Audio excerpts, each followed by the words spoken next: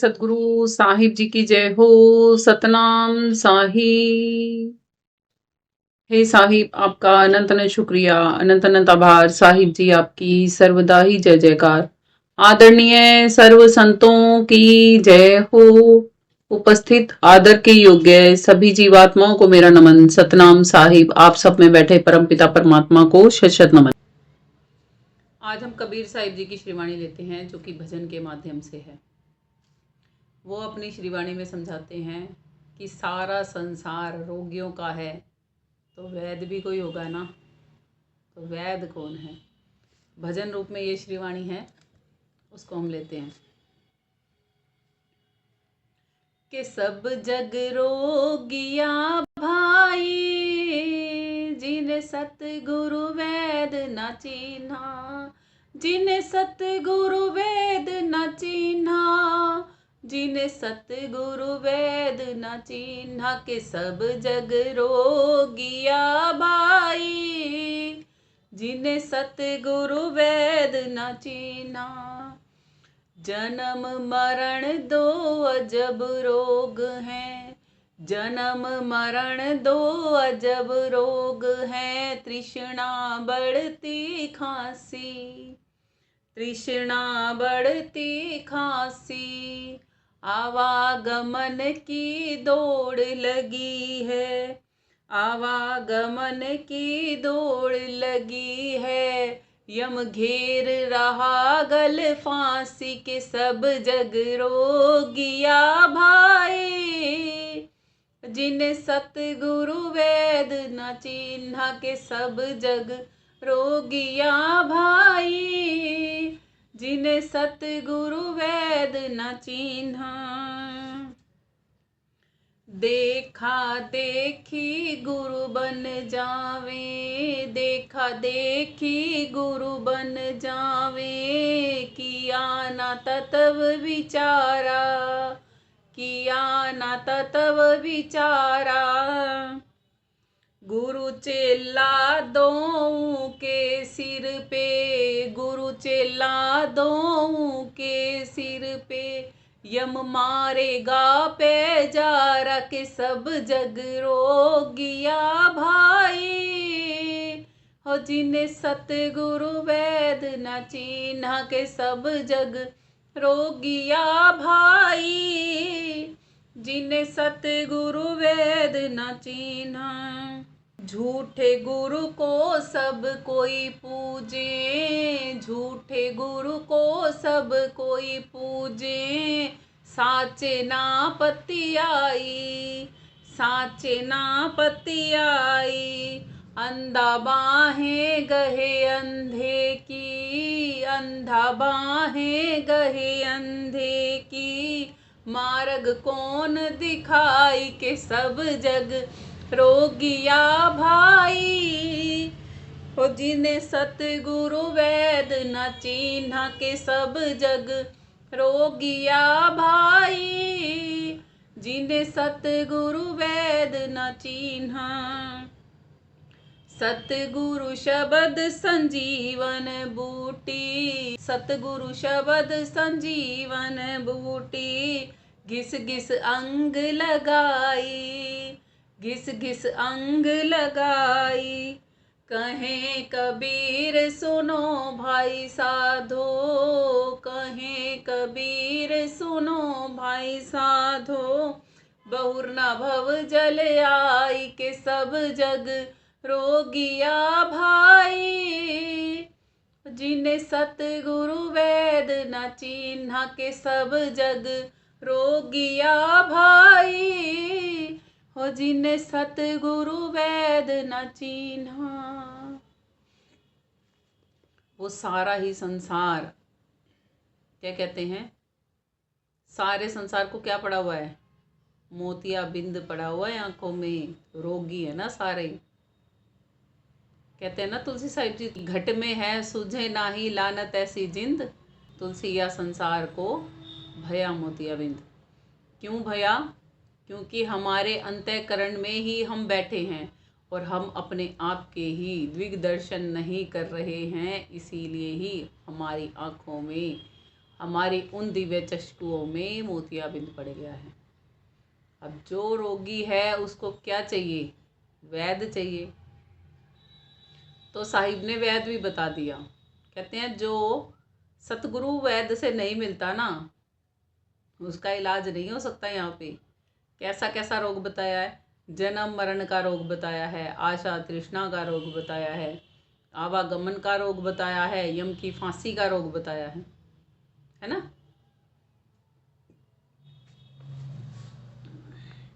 इतने सारे रोग लगे हुए हैं और हमें असली डॉक्टर का नहीं पता, तो क्या बताया है? झूठे गुरुआ भी हैं। और जो देखा देखी अपने आप को गुरु बना लेते हैं, गुरु बन जाते हैं, तो कहते हैं उन गुरुओं के जितने भी चेले होते हैं वो भी और वो गुरु भी, सबके सिर पे यम का पैजारा लगता है। यानी कि पंजा मार के यम उनको ग्रास कर लेता है कि सब जग रोगिया भाई जिन्हें सतगुरु वैद्य न चीना। वो सारे संसारी रोगी हैं जिनको सच्चे वैद्य का नहीं पता।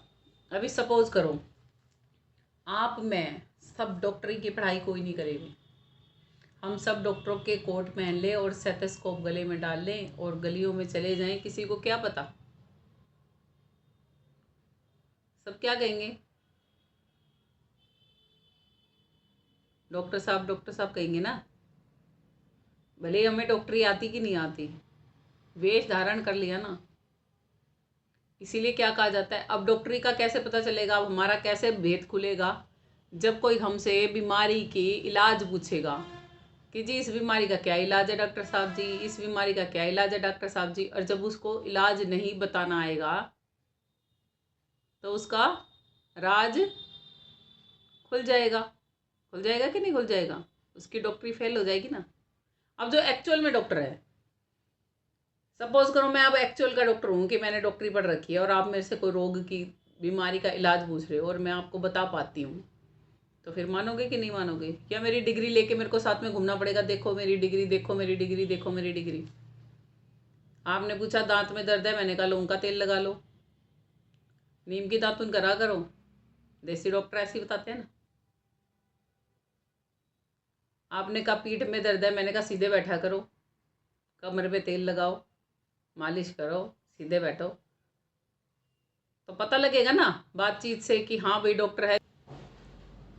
ये तो हुई सामान्य डॉक्टर की बात। अभी मान लो किसी ने ऑपरेशन करना है, ओपीडी संभालनी है, वो डॉक्टर कैसा होगा? वो सामान्य डॉक्टर की तरह होगा या कुछ चेंज होगा? वो साथ साथ में इंटरनली ये भी देखेगा कि इस मरीज के अंदर में कितना क्या चीज़ फैल चुकी है, मैं कहाँ से इसकी काटा पिट्टी करूँ, कहाँ से इसको कैसे ठीक करूँ, है ना। सामान्य डॉक्टर से विशेष हो गया ना, इसलिए उसके आगे क्या लगा होता है? स्पेशलिस्ट फलानी चीज़ का। आँखों का अलग, दांतों का अलग, है ना। और आगे क्या लिखा होता है? सर्जिकल डॉक्टर भी, ये सर्जरी भी जानता है। तो इतने प्रकार के डॉक्टर होते हैं ना। अब हमें चाहिए क्या? मोतियाबिंद हटाने वाला डॉक्टर, यानी कि सर्जिकल डॉक्टर चाहिए, जो हमारी चीड़ फाड़ करके हमारे अंदर में पड़ी हुई पस निकाल के और वापस से सिलाई करके और पट्टी बांध के और हमें ऐसी दवाई दे दे कि हम ठीक रहें, ताकि वो पस दोबारा हमारे अंदर में ना पड़े। अब पस कौन सी पड़ी हुई है हमारे अंदर? हमारे अंदर कर्मों की पस पड़ी हुई है। पस तो कर्मों की पड़ी हुई है, उसी की वजह से ही तो आगे के प्रोसेस है ये। जैसे कैंसर एक बीमारी है, फैली कहाँ कहाँ हुई है वो नहीं पूछा, बीमारी क्या हुई है वो पूछा है। पस तो किस चीज की है? कर्मों की पस है, जिसकी वजह से वो क्या हो रहा है? आगे प्रोसीड हो रहा है, फैल रहा है वो। कैसे? कि काम क्रोध लोभ मोह अहंकार ईर्षा द्वेष आवागमन जन्म मरण कैसे बन रहा है वो? एक उस पस के ठीक ना होने की वजह से बन रहा है आगे का। फैल तो बाद में ही रहा है ना। तो समझे क्या हो रखा है? मेन किस चीज की पस बनी हुई है? कर्मों की। कहते नहीं है, कर्मों के लेख उघाड़ उघाड़ देख। उघाड़े कैसे, हमें पता ही नहीं पीछे कौन से करे हैं। ये भी एक ट्रैप है कि आग तुमने पीछे किए थे, तुम्हारे आगे वो बर्तन सरका दिए गए, गेम की तरह समझो कि पीछे तुम क्या दबा के आए थे, तुम भूल गए। अब उसको उघाड़ो तब पता लगेगा इसके नीचे तुमने दबाया क्या था। इसीलिए पीछे कर्म जो दबा के आए थे, आगे वही उगड़ेंगे। इसीलिए कहा जाता है, ए मनुष्य आज भी सोच समझ के कर्म कर ले। आज भी समझ जा, आज भी समझ जा, आज भी बचना सीख ले। मगर नहीं, हम नहीं सीखेंगे कि हम ना ही तो सच्चे शब्द वेदी संतों का संग करेंगे, और कर भी लेंगे ना तो डॉक्टर को कहेंगे बस दवाई दवाई दे दे, पस ना निकालियो हमारी। अरे वो भक भक भक भक बोल रही है अंदर में, वो पस का दर्द सहन करने लग रहे हो, एक बारी दबाएगा वो निकाल देगा बीच के, एक बारी दर्द होगा बस। और जब वो सारी पस निकल जाएगी ना, इतनी शांति मिलेगी कि उस फोड़े को फूटने के बाद। ऐसे ही ये पस में हमारे पता है क्या है, क्या निकलेगा बाहर उस राद में से? सब रिश्ते नाते, सब स्वार्थ के, सब कुछ जब वो निकलता है ना वो राद अंदर से हमारे, तब दर्द होता है हमें कि अच्छा मेरे भाई भी ऐसे हैं, अच्छा मेरी भाभियां भी ऐसी हैं, अच्छा मेरे भतीजी भी ऐसी हैं, अच्छा मेरे बच्चे भी ऐसे हैं, अच्छा ये भी ऐसा, अच्छा सबकी रात बन रही है, वो सारी रात बीच के निकाली जा रही है। और तो वो उस समय पे वो कष्ट, वो पीड़ा सहन करनी मुश्किल हो रही है, और अब ऐसा लगता है कि बहुत हद तक निकल गई। अच्छा हुआ भले भक्ते साफ हो गए, अब बच जाएंगे। अब कहाँ से बच जाएंगे? अब आवागमन के चक्रव्यूह में फंसने से बच जाएंगे। अब उनके साथ जुड़ के जो कर्म बनाने थे उससे बच जाएंगे। समझ नहीं पाती थी मैं कि संतजन कैसे कह देते हैं कि सुख में और दुख में वो समरस रहते हैं, क्योंकि उनके अंदर में कि कौन मेरा अपना है कौन पराया, सब भाव ही मिट जाते हैं। जैसे घर में यदि कोई नौकर भी रहता हो ना, अगर अपनी रोटी तो घी पूरा चुपड़ चुपड़ के खा रहे हो, और नौकर की रोटी पे घी कम लगाओ थोड़ा, क्यों? वो इंसान नहीं, उसको हक नहीं, उसको राइट नहीं खाने का। ये भेदभाव तो होगा ही नहीं। वो संत जन खुद भूखा रह सकता है, मगर सामने वाले को तो जो देना है वही देगा, है क्या नहीं?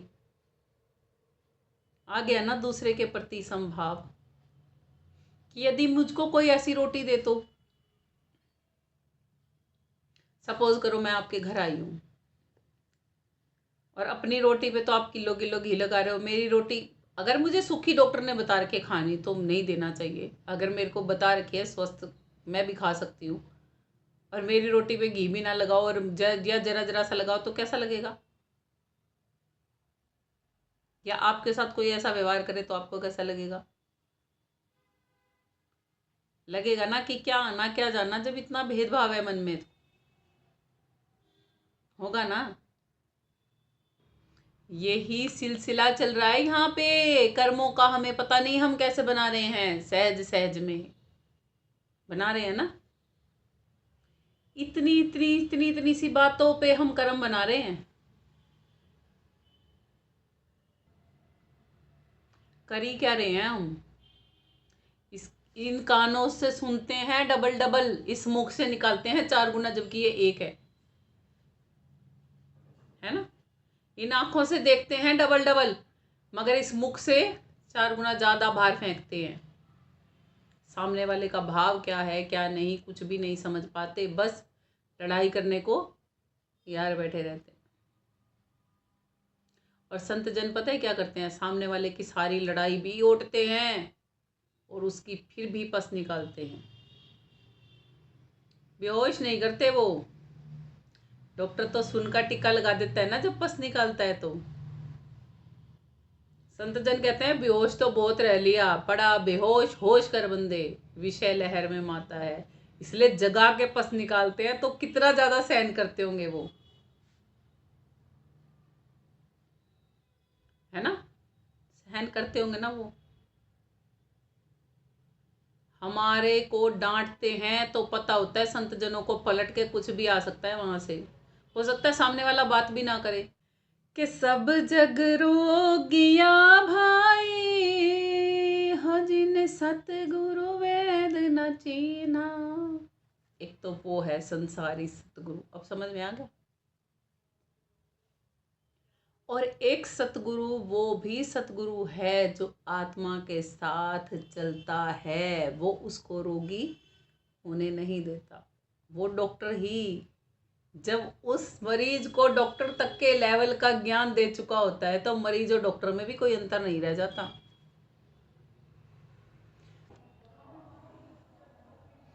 तन थिर मन थिर सूरत नीरत थिर होए, कहे कबीर उस पल को कल्पों में पावे कोए।